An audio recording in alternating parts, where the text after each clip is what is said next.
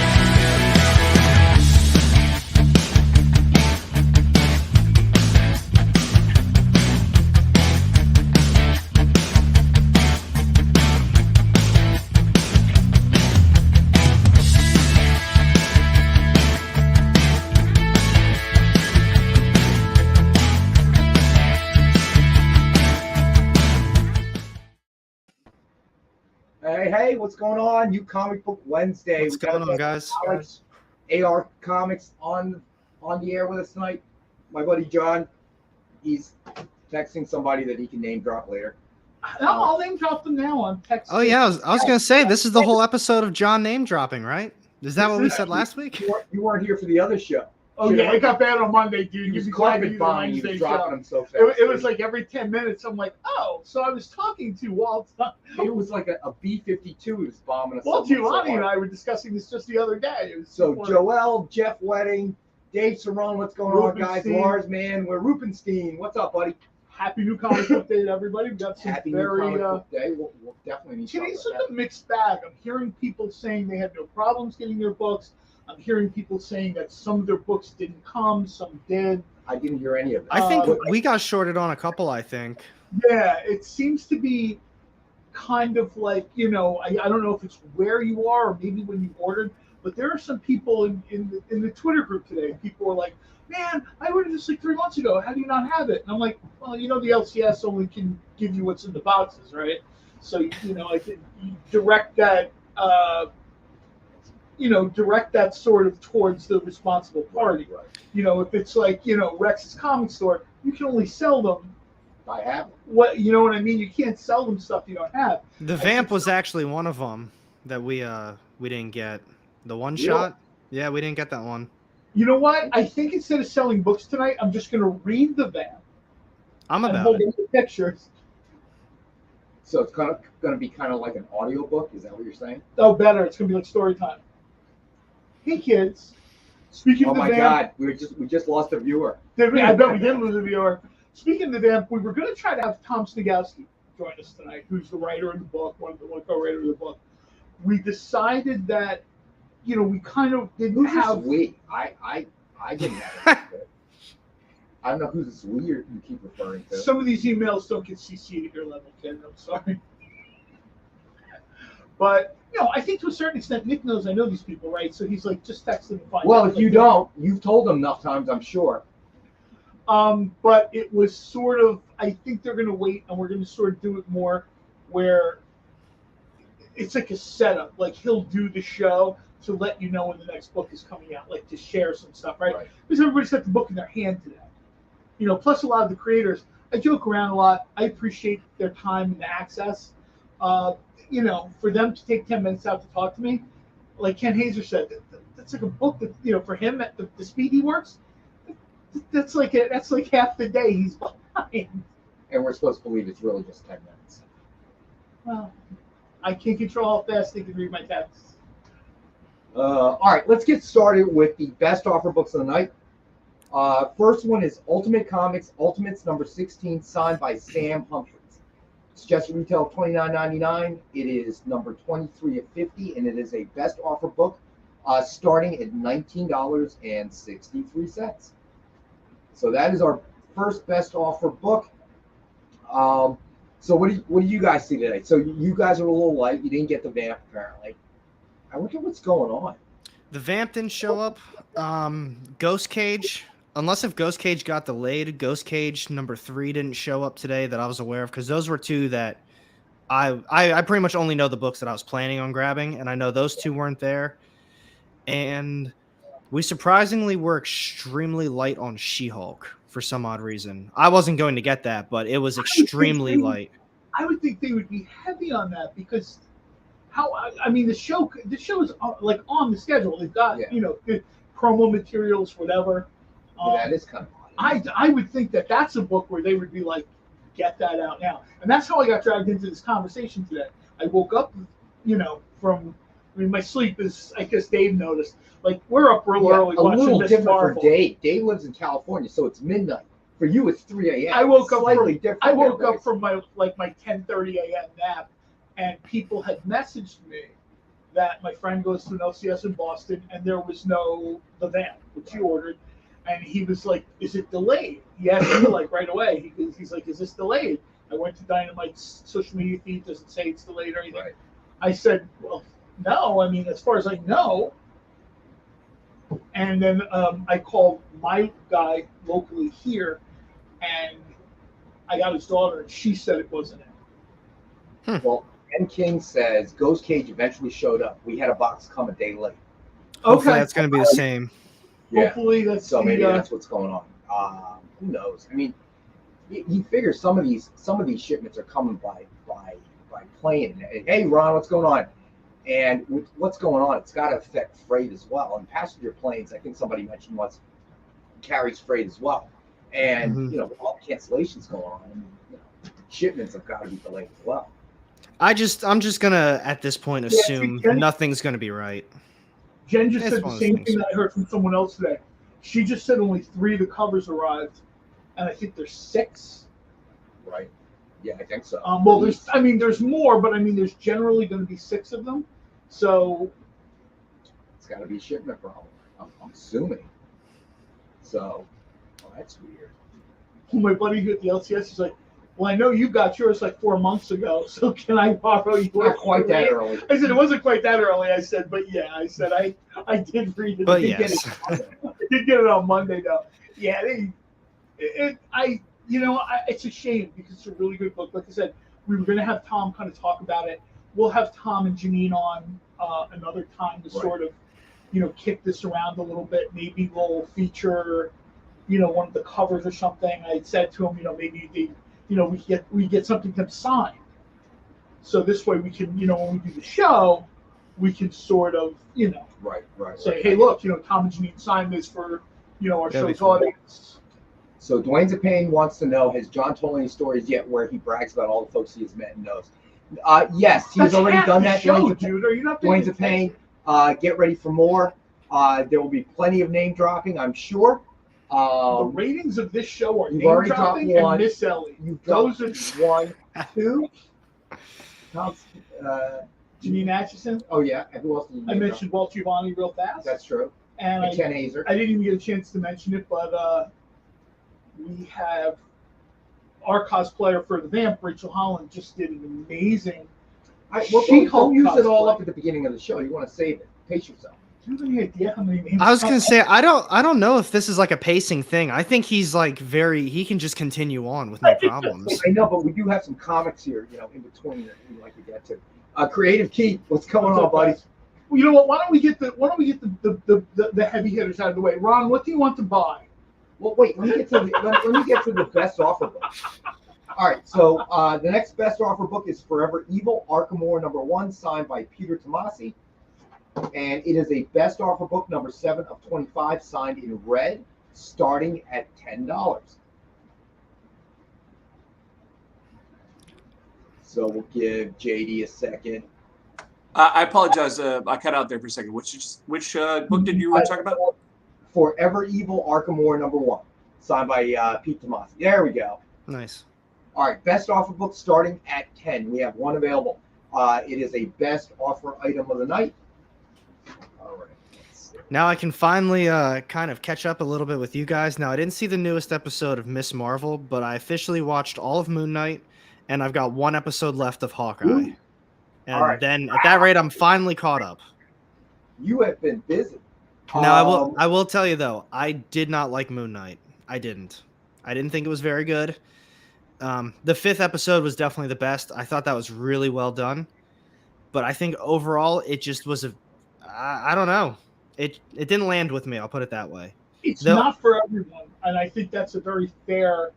I would agree. I don't even know if this is a criticism, but I think it's a fair element to mention. The show, it is not for everyone.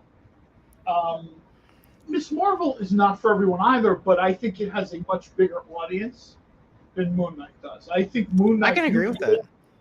I think Moon Knight, you've really got to zero in on a certain sort of, you know what I mean? Like I like this, I like this, I like this. Hawkeye, we talked about this before, and it'll continue to be true. Hawkeye is like a Christmas movie. It is. It really is Christmas. In December, really is. In December, you will love Hawkeye. In April, you'll be like, it's okay. But come December, you'll be sitting down with your popcorn, and you'll be like, it's time to watch Hawkeye. I think that was literally my phrase. I was watching it and I said, man, this really is like a Christmas show. I said, I'm definitely going to rewatch this around Christmas time. It's really good so far. I think by episode 2 or 3, they didn't even try to hide it. You know, like half the scenes by like the 2nd or 3rd episode are just New York streets during the holidays. Here you go. All right. So Dwayne Zapane says Rex should curate books for a show where John has a personal story for each one. Dwayne, I just picked books and he's got a story for each one. There's no reason to be. What are you talking about? Name a book that we have up here that you don't drop a name. You have copious amounts of free time. Where Rubenstein, what about the Hippo Lady? Hippo Lady was a definite turnoff for me. I actually was too. I thought that was really stupid. It just, it wasn't even the hippo thing. Okay, it was just she was so. You know what my impression of that was?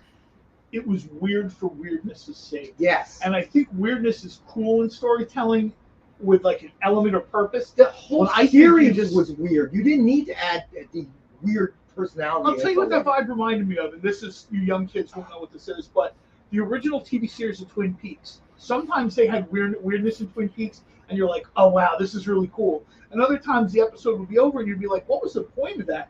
And they would never get back to it. It was never addressed again. Now in the age of the internet, you would think there would maybe be more with the Hippo Lady.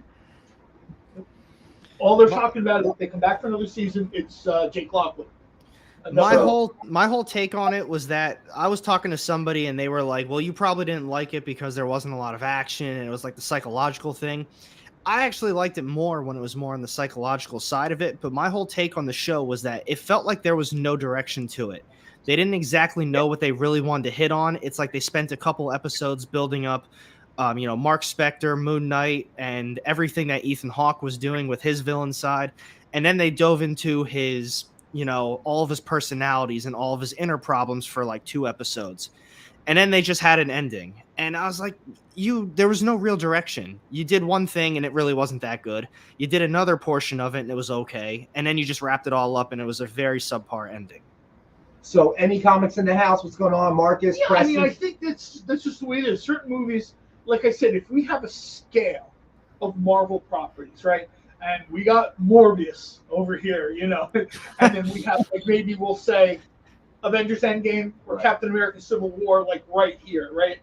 I think if you look at this like as a bar graph, I think Moon Knight's way closer to Eternals. They are not on the, even if there's a line in the middle, right? I think they tried to do too much, and they just kept moving in a direction and shifting, moving in a direction and shifting. And if it wasn't for Oscar Isaac, I think it would have been all. Yeah. I think with Oscar Isaac, it's unwatchable. Honestly, I think it's from the man who saw Morbius more than once. Without Oscar Isaac, it's right here, butt up against Morbius. I mean, it is right there. Oscar Isaac slides it away a little bit because you're like, this guy did a great job under terrible circumstances. I have to say that when it got to a point where there were 2 episodes left, I'm just sitting there, well, how in the world are they going to close this up? You got 2 episodes. It just, I didn't know how they were going to do that. Hawkeye was a little bit the same, but I feel like they did find a way to close it up. I also think Hawkeye was probably more straightforward, right? Yeah, and like, you had a deadline. You had a Christmas deadline. You had a Christmas deadline. You had so many episodes. It was like an episode a day type thing. And Moon Knight, like Alex said, was real psychological, right? Not a whole lot of psychological aspects to Hawkeye. You know, it's him and Hawkeye running around with a bow and arrow in New York. You know, they're taking on the tracksuit mafia guys, you know. Now, what I will say about Hawkeye, and I've heard this from a lot of other people, is I think the story is very well told. And a lot of people have said it feels like a rushed end. And I definitely get that right now with one episode left. I keep thinking, man, this is a good story. It's definitely slow. They're building it up. But I have one episode left. What are they really getting at here? Yeah, I agree. Yeah, they had to close it up very quickly. But I thought that they did a decent job. You know, I walked away from it and it felt like it was closed. Whereas Moon Knight was just, I don't know. Is Nick in the building or at home? I have no idea. Because if Nick is at home, this would be a perfect time to announce the new books Dynamite will be publishing. You mean the ones you made up in your The head? ones I made up in my head. You just all right, let's get to the last best offer book of the night. All you hear is a car driving past, hitting the horn as soon as John starts talking about the new books. All right, so let's get to the last best offer book of the night. It is Betty Page and the Curse of the Banshee, Volume 5, Number 1, signed by Jay Lee, and it is CGC graded 9.8 and authenticated by CGC. It is a suggested retail of $200. It is a best offer book starting at $50. Wow, that's all right, and I think that takes care of the best offer book. Why don't you take a look? Because at 7:20, I don't want you to say that's a surprise. I'm getting old. That's a surprise. I like this. Dwayne Zapane is in for 50. Oh, Dwayne Zapane, you got it, buddy. Thanks for starting us off. So I you know what? I ended up walking away from Moon Knight, or not Moon Knight, from Hawkeye, really enjoying it. I ended up enjoying it. Yeah, they had to close it up fast. Moon Knight, I'm glad I watched it, I want to say, but Moon Knight will not be something I rewatch. And coming from me, who rewatches everything multiple times, I probably will not rewatch Moon Knight. I might rewatch it if, like, you know, one of my godsons or nephews, like, hey, I haven't seen it yet, but being related to me, they've seen it. You know, I would watch it under those circumstances, but for me to be sitting down and saying, you know, hey, I'm going to put on Moon Knight for 6.5 hours, I just can't see. And for people who enjoyed it, you know, we're not I've seen Hawkeye a couple of times since it came out. So, you know, just binge my way through it. And, you know, I still like it. Now, I really like the Creative Keeps comment about how many of these Disney series are just, you know, kind of thrown together and hoping week after week it gets to a point. And I know I've talked to you guys about that because in the beginning, I always said, you know, I like to wait to the end to watch it all at once because there's so many of these shows where the end, it just like, it's kind of a slower episode, but they're really building up a story. And it's like, bang, cliffhanger, next episode, cliffhanger. And then by episode 6, hopefully they tell a good story. The only difference is right now with Miss Marvel, to me, it doesn't feel that way. And to me, I think Miss Marvel actually might be my favorite show, only seeing, 3 episodes deep. I haven't seen the newest one, but that one, it feels like we're just learning about Kamala Khan. She's just going to school. She's getting her power. She's trying to figure things out. We're getting introduced to some characters, but all these episodes, they feel very well done. And by the end of it, it's like, cool, now let's wait for next week. It's not like, man, you're really making me wait. So I don't know. There's a different vibe to it that I'm really enjoying. Have you watched Obi-Wan yet? No. Star Wars. We have to wait another 6 months before you do this. Wait a minute. There's you work 4 hours a week with us? What are you doing for the rest of the week? It's a real job. There's a high chance that I probably never watch any of those Star Wars shows. There's a high chance. Right now, man. I don't know. I'm hearing from a lot of people that outside of Mandalorian, I was told that Book of Boba Fett's not that great, and then Obi-Wan wasn't that good either. Obi-Wan had good moments. Boba Fett is the slower half of like a season of The Mandalorian. Well, it was half a season, and they brought Mandalorian back. So I also think Boba Fett appears, I think, a little bit of a generational thing, right? Because old people have been waiting for Boba Fett for decades, so they were going to be happy with pretty much anything. Right. I think younger fans are kind of like, this is kind of like a part of the Mandalorian from like the Easter egg DVD set, Right. where like these are the extras, like the Mandalorian with 20 extra minutes. Yeah, that's the Book of Boba Fett. So Now, all right, go ahead. I was gonna say, now if I was to watch any of them, I'm probably most interested in watching Obi-Wan, mainly because I grew up with the episodes, the prequel episodes. Yeah. So Anakin and Darth Vader, all that stuff, that just appeals more to me as a not super crazy Star Wars fan. But after hearing all the negative stuff about it, I kind of lose a little interest. See, I got to tell you, I enjoyed it. It was a little slow to start. I felt there was some inconsistencies. It's the launching pad for Toddler Leia next year. Yeah, right. Dwayne's of Pain brings up a good point. Moon Knight was best when Mark kind of figured out that there were personalities and they showed the backstory, but the rest was a mess. I think that is a good statement. Yeah, I think that was episode 5, wasn't it? Where they really dove into everything. 4 and kind of 5, and I thought those were probably the best episodes of the season. I thought the best episode as an entire whole episode was when he's at the hospital and he can't determine. Yeah, that's fantastic. Am I moon? Where am I? Like, what's real and what's not? I guess the term a lot of people use for that is inceptional, from the movie Inception, right? Like I've lost touch, and the way they filmed that episode, it sort of let you see what's like in his head all the time. Like he's kind of a messed up dude. He's got personality disorder. He doesn't really know what's going on. And I think they tried to do it in other episodes, and maybe it was not worked out. I think in that episode they did a great job of showing you what it's like to wake up. Right. And this guy has no idea who he is, where he is, what he's doing. All right, let's get another book out here. We have a Star Wars book. We're talking about. We do not. You have a Moon Knight book. We do not. This is the worst segue ever. Everybody, sorry. We have no segue. We are dead in the water. However, we can do a new CCA. Oh, cool. That one we haven't done before. All right, so New Avengers #1, signed with cover sketch of the Silver Surfer by Ken Hazer. That's good. Just retail of $89.99. We have this one available for $66.19. Does Ron have this, or do we just? He does not, because this actually is from the latest shipment. Oh wow! They came with the 4-cover one. Somebody wake up Ron. So right. That's very cool. What Ken did there is very, very cool. Yeah. So this one is the Creative Keep. Keep got it. Okay. Yeah, Creative got it. Creative. Am I reading that right? Yeah. Creative Keep got it. Yeah. Right. Is that right? Yeah, okay. Creative Keep. You got it, my man. All right. So that one is out of here. That we always talk about like our favorite ones that he does. That might be up there with one of my favorite covers that he's done.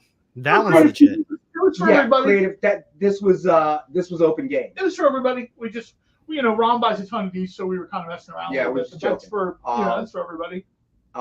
So we do have one more tonight that is from the recent shipment from Ken. So we'll pull that out a little bit later. And for those of you that would like to see more from Ken, I pester him pretty regularly on Instagram and Facebook that, I said, we have to be responsible to Dwayne's a pain. You see what I mean? I don't have to do anything, and he'll find a way to drop the name. Well, I let Ken know we have demanding viewers. And, I don't know what he's doing in his spare time, but you should be drawing, buddy. You're funny. See? Show me that text when you send it to him. I was born to be. I would like to see how you word that. I really would. I want to see. I don't think that's the text that you sent. The best thing is I spoof Nick when I do that, so he thinks he's hearing that from Nick. Yes, Creative, you did. An R2D2. Yeah, you mentioned it a while ago. I think you got the BB-8. I think he did get the BB-8, right? Yep, and we don't have any R2D2. Ken really appreciates the love. I mean, we have a lot of fun here and stuff like that. Yeah. But when I do legitimately talk to Ken, he's real appreciative. He's appreciative of everybody kind of digging the work on the show. We love what he does. Yeah, we told him that we have a lot of fun, but legitimately, the viewers like what he does. Yeah, his work is exceptional. I mean, half the show we talk about it. And then the other half of the show, your name dropping. When I text Ken, you can text Ken, but you're busy not reading our comics. No, I'm making sure their comics ship. Okay. Yeah. I'm trying to protect the more valuable things in here every Monday and Wednesday when you show up. Okay. He's going to do a quick inventory list. Is the Vampirella statue still up there? Which one? On the left or the right of the cabinet? We're gonna have to barcode everything and have a barcode scanner hooked up to the door. Put down this phone, pick up those markers. Exactly, Josh. Lars Man. Hey, I got some Spider-Man books you probably have not seen. I hope you haven't seen them yet. But we'll come back from the break and do those. Oh, we're a break already. Okay. Well, soon, about 2 minutes. So, you know what? Let's throw it up there. What the heck? Sure. All right. So we have. Let's see. We may have done this before. I'm not sure. Amazing Spider-Man number 35, signed by Nick Spencer. Suggested retail of $69.99, and we have it for. It is number 3 of 25, signed in silver, and we have it as one of our 5-star $50. Sounds dope. All right, so I always, because of Lars Man, I always try to keep some Spidey stuff in there. And Lars Man, you know what? Nick has received that text from me unwelcoming several times. I love Ken. All right. So I would Lars love if we Man had is playing. CCAs. You got it, Lars Man. I got you, buddy. Like if we got a Jay Lee CCA, if we got, Right. You know what I mean? I'd be super happy with that. I mean, I know artists can only do what they can do, right? I Right. mean, So, yep, Creative Keep. Yeah, you were second too late. Your super high speed internet could not beat Lars Man. he's in the other room. Yeah, right. I'll take it. But yeah, you know what? I was surprised that Obi-Wan kind of got some pushback. That there was some negative reaction to it. I mean, I felt it was a little slow at first, and I didn't kind of like the Obi-Wan without the control of the Force and all that stuff, and but I kind of see the purpose. I do have to go back and watch the whole thing. Well, they're predicating this fact, and it's almost, and I don't want to say faith-based because that kind of gets into a whole thing, but it's almost a little bit like the Green Lantern, and the ring is as strong as your willpower is, right? Both Luke and Obi-Wan go through these funks as old men where, you know what, the Force, okay, fine, I'm not in love with it anymore. And their powers are weaker. Right. You know what I mean? Conversely, you get Anakin, where he's like, pulling spacecraft out of the air because, he's like, I am the Force. Yeah, dude, you kind of are. So, all right, so we're going to go to our first break and stay with us, and we'll be back in a couple minutes, and we'll talk more about Obi-Wan.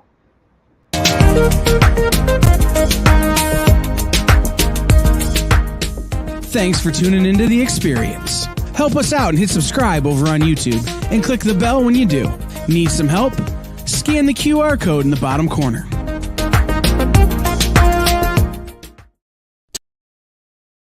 To be continued. 3 little words that hold the secret to the next great story. 3 words that will thrill you, confound you, give life to new possibilities. Every variation of To Be Continued is a promise of adventure, a promise of excitement, a promise of unseen wonders and unexplored worlds. A promise that every issue you read makes you a part of a never-ending journey, and behind every page there will be an unopened door waiting for you. This story to be continued at your local comic book shop today. Visit comicshoplocator.com today.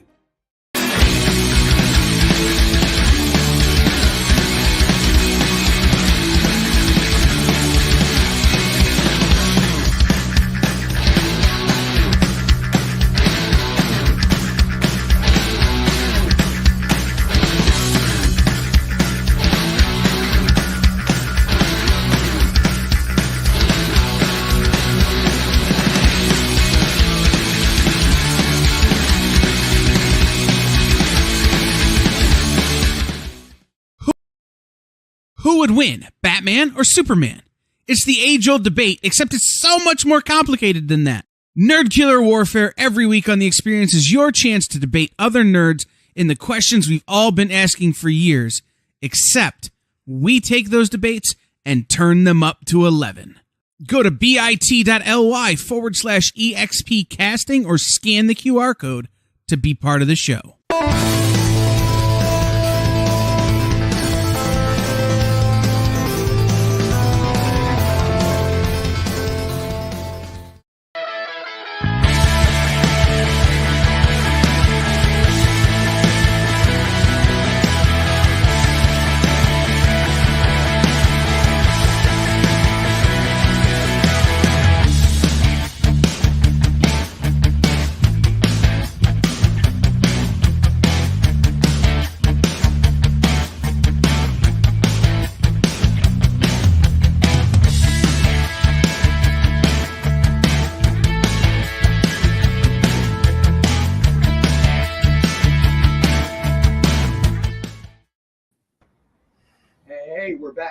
lots of reactions here. Let's see. Dwayne's of Pain says Obi-Wan was another babysitting show. Kind of, yeah. And I feel like he would have. I heard that too. Of course, if his mission was to keep an eye on Luke and protect him if needed. Marcus says Episode 1 of Obi-Wan is good to show a defeated Jedi and how the Empire controlled different places. The rest is how Obi-Wan got his groove back. I don't think he likes. If you think about it, he clearly does not like Luke. He prefers Leia because his powers are real weak when he's keeping an eye on Luke. But the second the cute little kid is in danger, Leia, now all of a sudden the lightsaber's out and they're going to town, and he's. I guess for me, hey, Kenneth Bird's in the house. What's going on, buddy? I think for me, it was. My measure is always the amount of lightsaber battles. Okay, I love the lightsaber battles. So there was enough in the series that it kept me engaged. I agree with what Dwayne's saying. I do agree with what Marcus is saying as well. It's just, but yeah, it does seem like another babysitting kind of series. But I'm interested to see where they take this. You know, I'm interested to see. Now, what I thought was very interesting is Hayden Christensen didn't seem that old.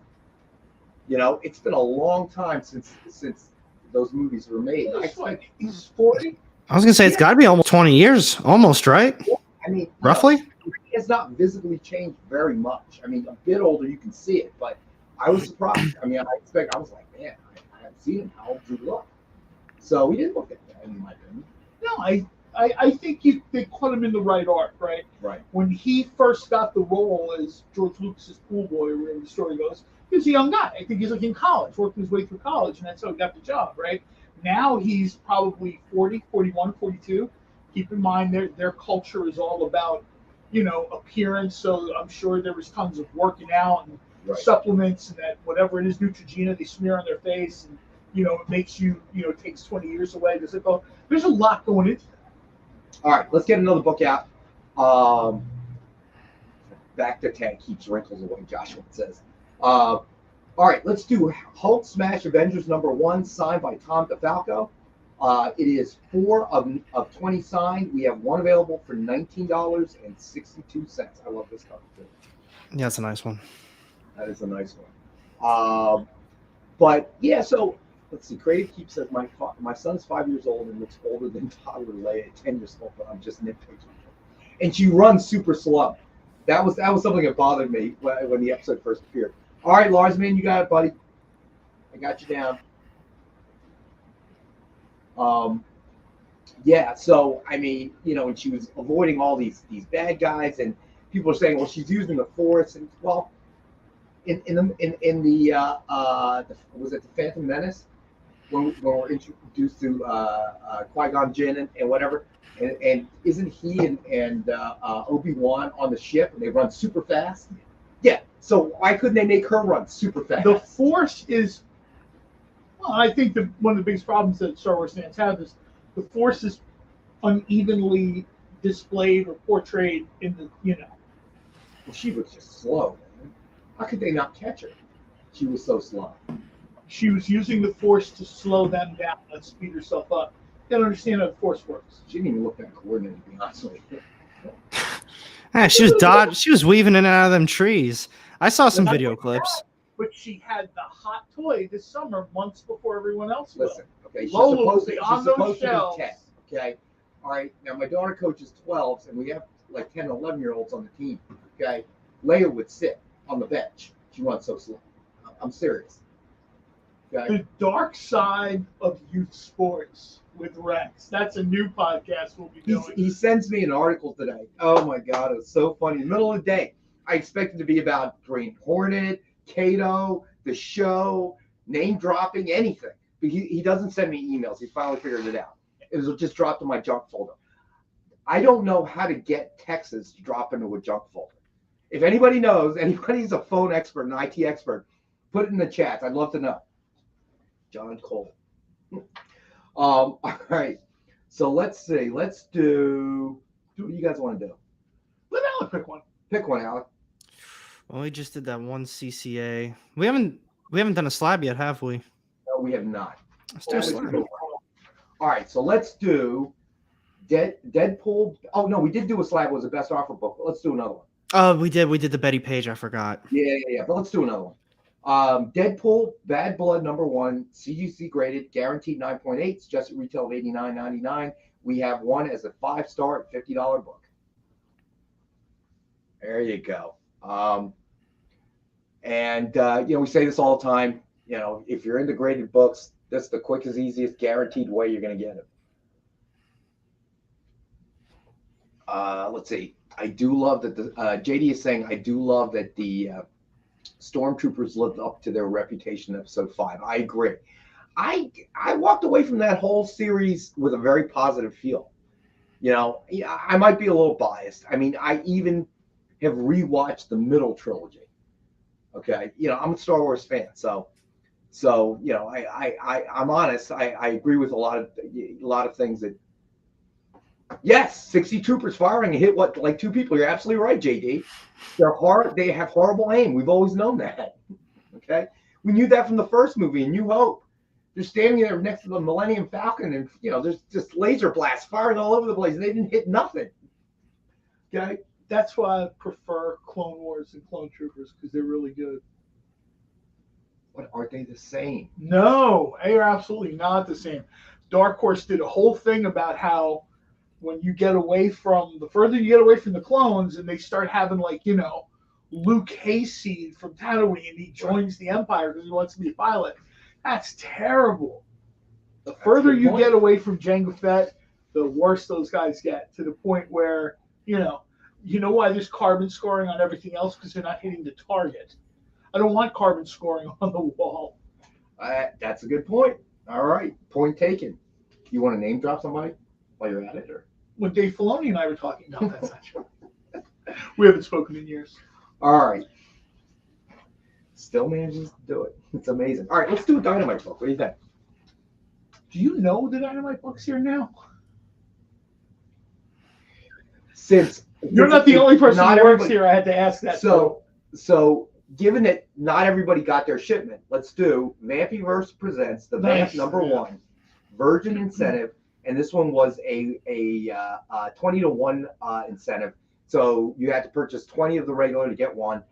And it is a Virgin incentive cover by Jimmy Broxton. I was going to say, this is the Jimmy Broxton cover, which is very cool. Suggested retail of $50, and we have one available tonight for $40. Jimmy Broxton is doing a little bit of Dave Stevens Airboy energy here. Steve Bryant also does this with Athena Voltaire, this sort of time period where it's Nazis and guns and, right. Real sort of, people. There's no hesitation of people getting shot and killed in this. There's a blimp. I don't want to do too many spoilers, but there's a dirigible. That's like one of my favorite things in this sort of diesel punk. I guess this would probably be a little bit better than steampunk. It's a great story. It's a one-shot for now. I'm hoping there's more of it. The creators have a ton more content for this. Right. So hopefully it kind of sells well enough to kind of, become a mini series. Become a mini series, or they'll revisit it or whatever. Considering that they created a ton of characters for the Vampyverse, which were good. Right. And at least 3 times that number I texted to Tom and Janine over the years that they were working on Vampyverse. I'm amazed. See how he worked that in? Isn't that amazing? No, we had a lot of fun with some of these characters, making up their names and stuff like that. Of course, they were terrible, which is what Tom has a great sense of humor about that stuff. But I would like to see more of this. I would like to see one-shots for more of the characters from the Vampyverse. I would love to see, and I'm thinking maybe, but I don't know for sure, so I don't want to. I wouldn't be surprised to see an Invisarillo one-shot. I really liked Invisarillo. We'll stop the show while you take a call. Hello. What's that? I'm sure it's youth sports. All right. And because we're always honest on this show, believe it or not, it was my ex-wife. I have no idea why. Yeah, sure. Let me see your phone for a second. I'll do the Snoop Dogg thing where I just throw it in the bucket. Oh man, I'm telling you, I am having such a weird day today. So Joel says, the Dreadnought couldn't destroy a single cargo ship because it's protected by the Force. I don't think people get how the Force works in the Star Wars universe. It's an excuse or an explanation for any kind of logical thing you put out there. Well, shouldn't have this happened? The Force works in mysterious ways, man. I agree with that. Of course, I think to a certain extent that's why people are tired. There's only so much of the Force works in mysterious ways they can put up with. And then they're like, dude, the writing isn't good. And I think if you look at the comments, that's where some of our people are now. I'm hoping, I'm hoping that I'd like to see where this goes after the first series with Obi-Wan. I think there's enough there. I like the way it ended. Like seeing Obi-Wan get his powers back, and there's still a lot of story to tell. So I'm a little surprised that there was as much negative reaction, but I think almost anything with Star Wars, they're kind of running into this problem. I think Mandalorian didn't suffer the how do I put this? Mandalorian was well accepted, and maybe that's because it moved itself away from the Star Wars canon. Where Boba Fett was still attached to the old story, and even Obi-Wan, obviously. Well, there's like an inverse relationship. I think you're right for sure, but there's an inverse relationship with Star Wars and Star Trek. The better Star Wars stories are when they move away from the core. Agreed. In Star Trek, the further they got away from the original cast of series, the worse it got. Yeah. The reason Strange New World is so successful is they are butt up right against, like, here's Captain Kirk's first mission, and like Pike's last mission is like right here. There's no 5-6 episodes in, people were declaring Strange New Worlds like top 2-3 Trek series of all time. I got to tell you though, there is one thing that kind of bothered me. All right, that they haven't resolved. Tashi Station, I love that. It goes back, and other fans pointed it out. You go back to the original movie, you go back to A New Hope, and obviously after Vader, kills quote unquote Obi-Wan, Luke is distraught, whatever, and Leia's trying to console him. But clearly, based on the series, Obi-Wan had a much closer relationship and a much longer relationship with Leia. So why wasn't she upset? And I know why, because nobody during that period of time thought that it was going to go in this direction. But I think that the writers missed something there. Women are complicated. I don't know the answer. That's how you get away with it. Okay, so that's how you rationalize it. The Force allowed her greater control over her emotions during a crisis. You see, okay, so where Rubenstein says, Mando was getting worse the farther along it went through, or it went though. I don't necessarily agree with that, but I will say yes. Because towards the end, they rerouted back to the core. Because then you had Luke. Of course, I loved the lightsaber scene at the end, but I told you. I was going to say they've got like 1 million videos on YouTube about reaction videos. There are videos where people are like weeping when Luke returns. So I'm like, yeah, you kind of need the low points and the high points. I can't wait to see how our viewers feel about season 1 of Baby Yoda and Little Leia. Super excited to see how that's going to work out. So I guess my one question I have for you guys, what time frame is, I guess, because like I said, I'm not super knowledgeable in Star Wars. Like the time frame of all the shows, like Obi-Wan, Mando, Book of Boba Fett, are they all similar in the same time? Or are they way in the past, way in the future? No, I think you've got Obi-Wan is in the period between the Clone Wars and A New Hope. Right, correct. Because Luke's still a baby or a child. Luke's still a baby. Right. So then you get the Mandalorian, and obviously Luke is not a baby. That is post. It's like post the battle. Well, Luke is 10 when Obi-Wan starts, right? Right. And so you look at Luke. Right. That's it. The Battle of Endor. That's what I was thinking of. So you figure Luke is at least in his 30s. Right. Because you look at him and he's clearly a man. He's not a kid. He's clearly a man, but he's not old Luke either. So he's at least 30. So Mandalorian and Book of Boba Fett are sort of at the end of the story. Right. So Mando takes place in a time where Obi-Wan is long since gone. Oh, yeah. Obi-Wan is probably... Obi-Wan the Battle of Endor has happened, Return of the Jedi, that whole thing. Okay, so Mando takes place after that, and then Obi-Wan takes place before A New Hope because Luke is obviously Ken. I think the way it was explained most recently was we have Obi-Wan, then we have Rebel 1, and then we have New Hope. That's how those three currently stack together. I don't know if they're going to try to squeeze anything else in there. Right. But because Rebel 1 clearly is, the end of Rebel 1. If you haven't seen it, well, too bad. You should have watched it. It's several years old now. Rebel 1 is sort of like the scene from the opening of New Hope. I mean, they literally touch. You get the scene where, Darth Vader shows up on, the courier ship, and he's not happy. So, I mean, there's a lot of time periods they should be able to flip back and forth on, I think. Somebody in the chat said it one other time. I would love to see them do like the old Republic stuff. They should probably try moving away from that so they don't have to have any of those rules. Because if you ever read the stuff that Dark Horse did of the old Republic, that stuff was exceptional. Right. All right, so let's get to another I book. appreciate that. Oh, you know what? Let's throw this out here. Lars, man, listen to you boys while I bag and board 4 Dynamite 10 packs. Let's segue into that. Speaking of which, we have the Dynamite 10 pack reader set as always. 10 random Dynamite titles. Cover price $3.99 or higher. And as always, as thank you to our viewers out there, we have them for $5, so 50 cents a copy. And it is random. So if you order more than one, we'll mix it up for you, making sure you don't have any dupes. If you order way more than one, it's like Lars Man, I know, has ordered several of them. I'm not sure I can remember which ones we sent Lars Man at this point because it's random. He'll text you. I'm sure he will. So that is available, as always, on the show. So anybody's interested, it's an easy way to pick up Dynamite titles you might not have read. If you haven't read Dynamite titles, it is a very economical way. You can't lose. At 50 cents a copy. You know what? It is a great way, especially if you're watching the show. Maybe you hear us reference stuff, and somebody says, "I haven't read that or read."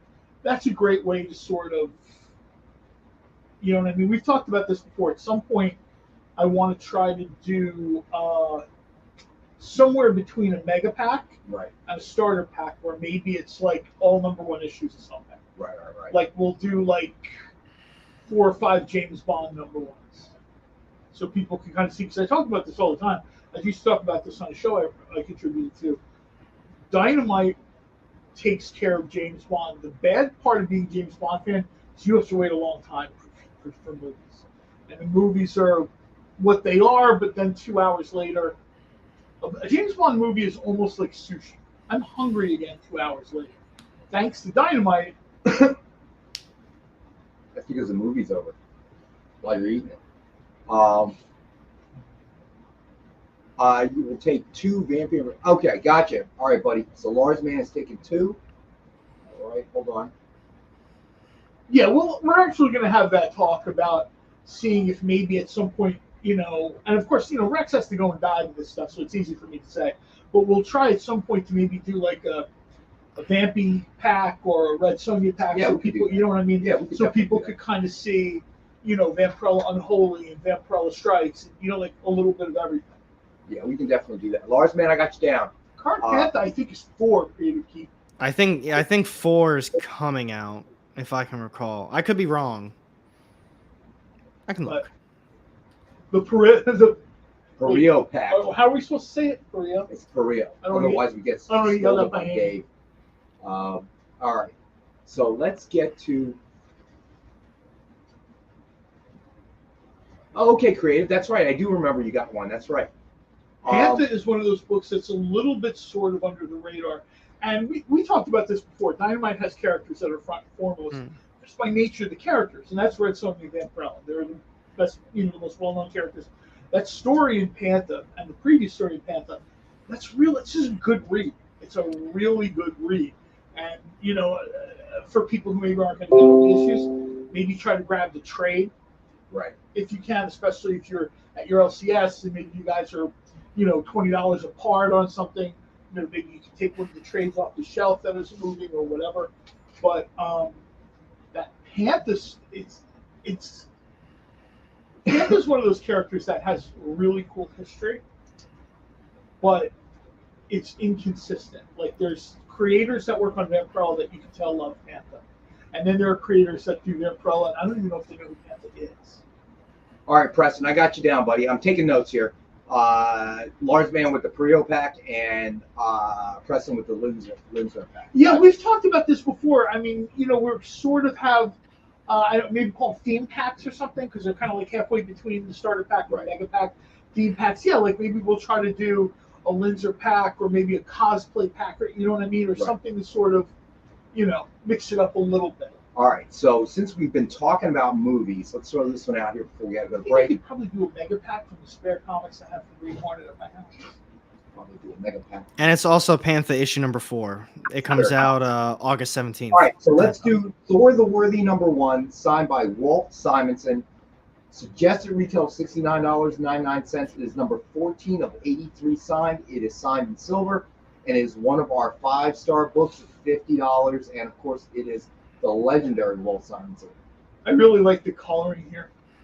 They got a very cool sort of like neon lightning effect going on. So Mark Vicus, hey buddy, thanks for joining us, man. Happy Thursday. Is he in Australia? Is that the deal? Happy Thursday. I don't know. Because isn't it Thursday already in Australia? It is in most of Asia, but I'm real bad with time zones. Yeah, it's 12 hours. It's 12 to me, hours. It's almost time travel. It's 12 hours ahead in that region of the world. But he just said he picked up a Canto 1 at San Diego. Yeah, okay, Mark, man. Because it is Wednesday in San Diego, if I remember correctly. It's Wednesday. We have a friend on Twitter who lives in Australia, and she always has the next day. Well, my parents live in Taiwan, so it's always 12 hours. It's Thursday. It'll mess you up when you fly. So it's a 16-hour flight. You get there and you lose a day, but then when you get back, you gain that day back. And the jet lag is ridiculous. That's all too much for me. Yeah, it is. It is because when it's half a day like that, your jet lag is just. For me, it's like Alexa, what is today? Well, you got to keep it in mind because I got to, when I talk to my parents on the phone, I got to know what time it is. When I feel like talking to them, I can't just talk to them. All right, Creative Keep, you'll take a 10-pack as well. You got it, buddy. My wife's the headquarters of my wife's company is in Japan, and when they go to the thing, she just waits, and then she looks at her phone when she turns it back on, and she knows what the day and time is. Because you've got to look. Because I'm thinking, I can't call my dad now. It might be like 11 o'clock, 12 o'clock at night. My dad's an old guy, so well, she told me when they fly her company, they sort of charter a plane because they got like 60 people, right? So they kind of charter a whatever and everybody, but there's not really like flight attendant type thing. So they really don't get anything, there's no it's a long flight. Hey, it's Saturday. It's just, it goes on and on. It never ends. Yeah, it is Creative Keep. Yeah, you got it, buddy. Yeah, that's coming up. It's been real popular, as a matter of fact. The Mad Balls and the Garbage Pail Kick. I was really looking forward to that one, too. It's a long 16 hours, bro. It is a long, long flight. Hawaii is kind of like my limit. And people think it has to do with traveling to like another country. No, I don't care about going to another country. I go to Canada or the UK, wherever. The time is like, it's an 8-hour flight, and then it's like a 6-hour. It's not as bad as you think. I mean, I will tell you this. Normally, whenever I fly domestic, I fly coach. I'm not paying for first class or all that stuff. I will upgrade when we fly. I ate my way out of coach years ago. I will fly what they now call, because there's no first class, it's business class, and then what they call a premium economy. Premium what? Yeah. So the premium economy seats are much wider, so they're 2 to a window, right, and 4 to a row as opposed to 5 in the middle, and then you get the extra pitch. And for a flight that long, it makes a critical difference. 3 hours, I can. I'm not a super tall guy. I can put up with it for like 3, 4, even 6 hours to California. Yeah, but when you get to the point but where 16, forget about it. It is torture. It is absolute torture. And when I got can only older, imagine. This is what was messed up. So the nice thing is that almost all of these trans-Pacific flights have a TV screen, even in economy, right? But the problem is the pitch is so small that it's so short that the little TV screen, I either have to sit back with my glasses on, or I have to take my glasses off and sit real close because it's right at that blurry distance. You know what I'm talking about? Yeah, no, I know exactly what you mean. But if you go to premium economy, you got the little leg rest things, and it's what business class used to be. And the food is the same, but they serve it on real silverware and stuff. Yeah, everything sort of got gear shifted down to, if you want to fly first class now, like when we were booking tapes right before the pandemic, we were looking, and of course we had said we wanted to fly first class because me and all my friends are old and fat, and the real first class in like 2018, 2019 isn't first class anymore. It's like you said, it's like premium plus or whatever they call it. Yeah. Real first class is like you and 8 friends rent a jet for like $10,000 a piece. We were like, well, the Trans-Pacific are, for the business class, is the full laydown, okay, and the little compartment, type thing. But I mean, it's so much more expensive than premium economy. I can usually get deals. I mean, I haven't been there now probably 3 years because of the pandemic, but it makes a critical difference. It's not too bad. I catch up on a lot of movies, okay, because they have movies, shows, and my daughter would always sleep a good chunk. It was amazing to me how she could just sleep for that long. See, that's what I do on a flight. To me, it's super boring. Like if I was flying the plane, I'd be more interested, but I'm just sitting there. So I just, So, and they have video games. So I'll play like, blackjack or something like that, or Texas Hold'em. You just find ways to entertain yourself, and it actually passes more quickly than you think. That would have been a drop-in for Read Dynamite Comics. What?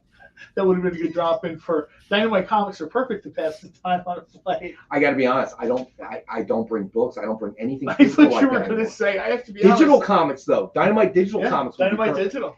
Because you don't want to carry all that junk. Mark Pica says those boys hardcovers are so beautiful. What stuff in there can't be found in the comics or trade paperback? Yet he ended up meeting Derek Robertson. That's so cool. Nice. What can be found there? I don't know that there's any. I don't think there's anything left out, actually. I don't think there's anything left out. The covers are in there. I forget what I think the covers are in there. I think Dear Becky is in there. And the books are beautiful. I mean, each one is like about 5 pounds. I mean, I haven't been allowed to touch one. I saw you the other day. You touched it. I did touch it. Nick was busy. Nick was busy looking into the camera, doing his liveys today. So I was like, ooh, touching. All right. We're gonna take our next break, and we will. Josh, that's an amazing idea. I wish flights had knockout gas like a dentist. Wake me up when I'm done. I don't want to do that. Wait. Last movie I saw with knockout. First of all, stop talking about me. Second, Josh, last movie I saw with knockout gas, Mission Impossible 2. Didn't end well for them. No, it didn't. Sir, we can't talk about Dynamite Comics and not talk about you. The two are inseparable. That's scary. What if I die? What happens if I die? I don't want knockout gas. I don't want knockout gas on a plane. You know why? What if the plane goes down? That's what we're talking about. I want to know. I don't want to like just wake up in heaven or something like, oh, what happened? I don't want to be awake while a plane goes down. I do not want to be awake when a plane goes down. Absolutely not. not. Break. This conversation is off Take the us rails. a break, JD. We're going off the rails. We'll be right back with Comics to Buy. Look at that, Marcus. Get the inside scoop on everything happening at the experience every week. Join our mailing list by scanning the QR code at the bottom of the screen and then watching your email inbox.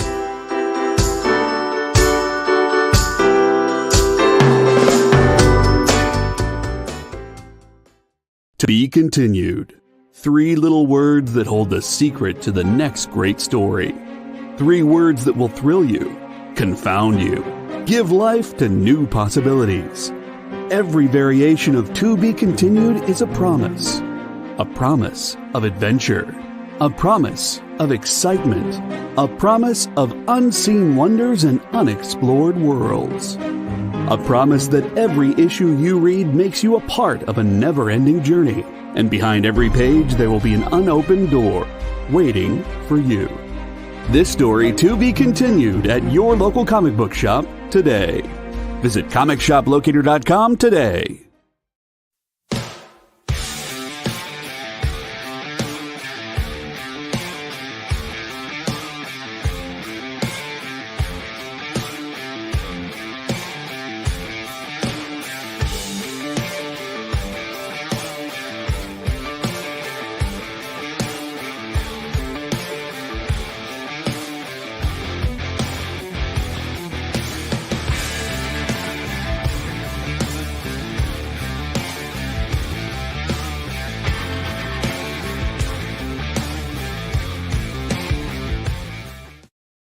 Imagine being at a convention and going to an interview panel that's just for you.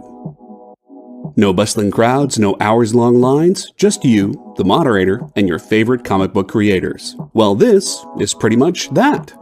Miss Jen sits down every week with 2 comic book creators for a live stream interview about their latest work, and you can ask them whatever you want. It's Talking Shop, Mondays at 5 Eastern on The Experience, Comic Culture and Sales.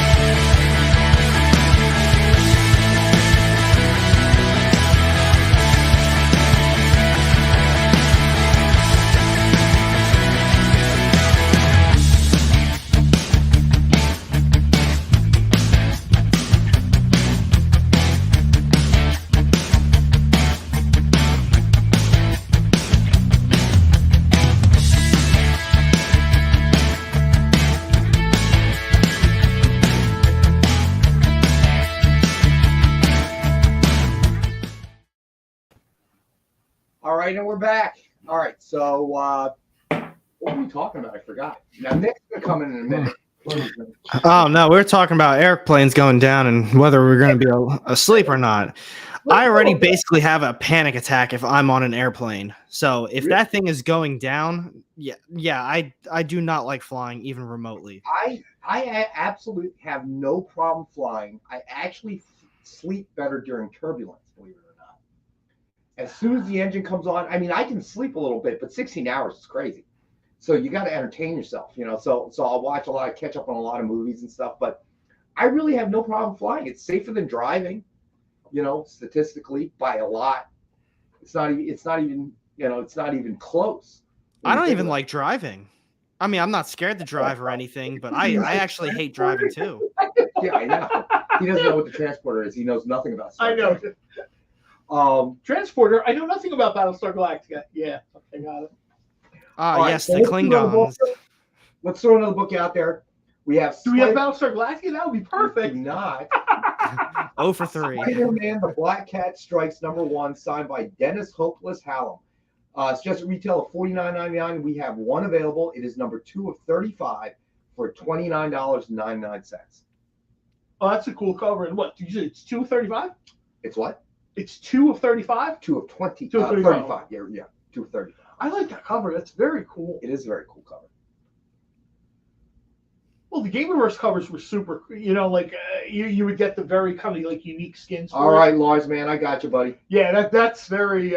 See, I always got Lars Man in mind. I figured that shows now. I'm making sure we try to always have a little Spider-Man. Lars Man says, on long flights, a great time to catch up on your adult entertainment on your iPad. That's a quick way to get respect. Very quick story. We're always off the rails anyway. I am not a big fan of flying for a variety of reasons. The biggest one is it's to me it should be better than it is, right? I don't. It used to be. It used to be before but it's not. Deregulation. So a couple of years ago, my wife's family's in Florida. She decides she wants to go down. First of all, I'm not the biggest fan of Florida. Second of all, I'm not the biggest fan of flying. So I look into it a little bit.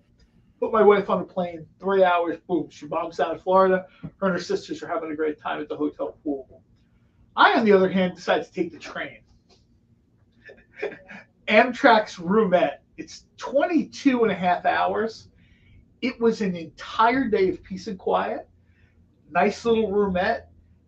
Shifts into a bed. The 2 seats shift into a bed. You have your own little bathroom, kind of like in a camper, but it's your own little bathroom. And there's real food. And people are like, it took you 8 times as long to get here. And I'm like, yeah, exactly.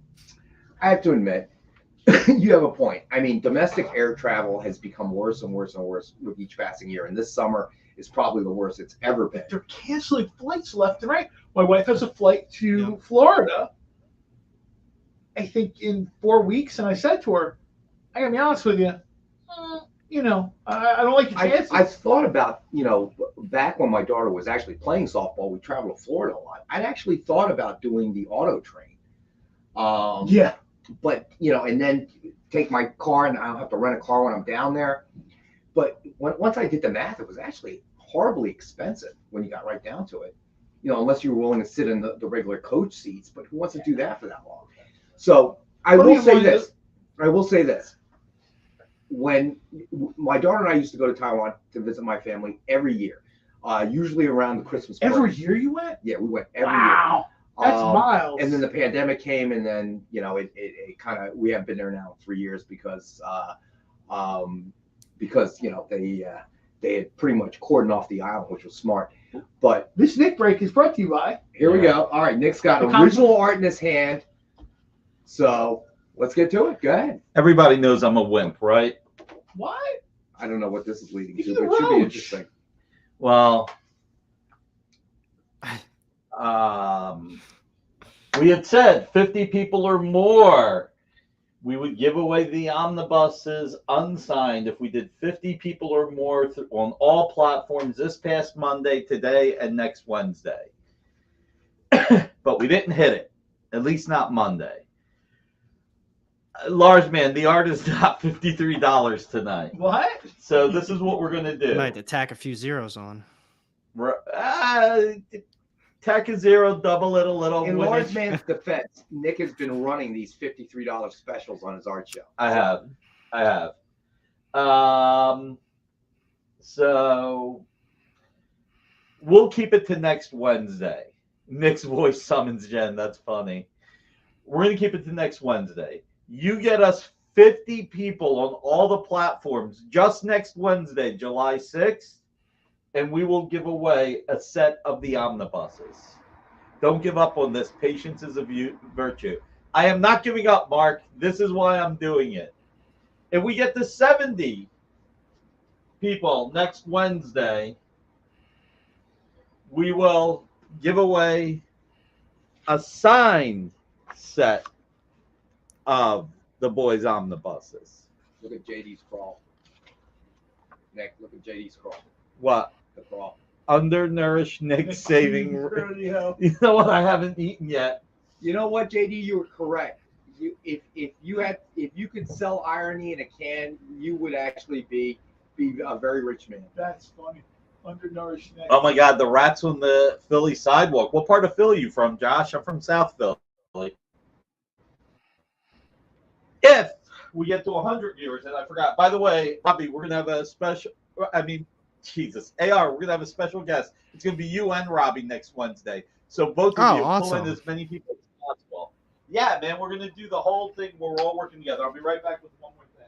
I'll be honest. Now we can finally get to the bottom as to why he likes all of those sports teams. What, the Yankees, Dallas, and yes. We got to get to the bottom of this one. Well, listen, where Rupin signed, thank you for posting it on Reddit. Thank we you. Appreciate it, buddy.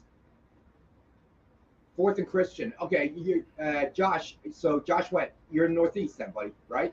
Yeah, I was going to say, that's the Northeast, right? Or it could be South Philly. What do we get to the bottom of? Fourth and Christian would be the Northeast, right? No, That's South Philly. Yeah, that's right. South Philly. Oh, okay. Nice. If we get 100 people on Wednesday, we have Aaron Morietti, Starlight signed card with, check it out, not serially numbered, and Anthony Starr signed card, serially numbered. So 50,000, the unsigned, 70,000 unsigned and signed to somebody else. Did you just say 70,000? Sorry, 50 viewers. 50 viewers. Look, if we do, we ain't ever giving these things away. If we do 50,000 viewers, Might as well send those back to the bank right now. if we did 50,000 viewers, I will give away $10,000 in free collectible. No, comics. I got a better idea. You can come with a shopping cart, and we'll give you 10 minutes, and you can take whatever you can get out of the long boxes. No, because John will try that. So What does he mean? We'll try that. I might We'll have narrow up the shelves. all right. So Nick will come to each of your homes and personally kiss you on the forehead. I like that idea.